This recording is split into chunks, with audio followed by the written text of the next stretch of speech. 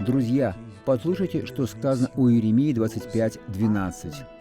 «И будет, когда исполнится 70 лет рабства в Вавилоне, накажу царя Вавилонского и тот народ, говорит Господь, за их нечестие. И он сделал это руками медоперсов». Кто освободил Израиль из рабства? Медоперсы. Вот как творит Бог. «И землю халдейскую, и сделаю ее вечную пустыню».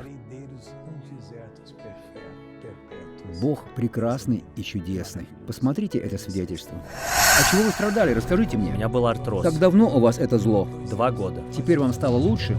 Да, Вы ходили на костылях? да. Покажите мне, как вы шли сюда сегодня. Я ходил так. Вы ходили очень медленно. Без костылей я не ходил. Медленно и с большим трудом. Как вас зовут? Роберто. Теперь идите, пожалуйста, во имя Иисуса.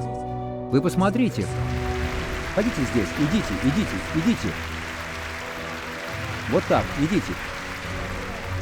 Твержий шаг. Бог помогает вам. Теперь помолимся, Отец. Я молюсь за всех. Я благословляю. Я говорю этому духу болезни, греха, страдания, неверия, сомнений. Выйди из этого человека, убирайся и никогда больше не возвращайся. Во имя Иисуса. А вы поднимите руки и скажите: «Я верю». Победа за вами.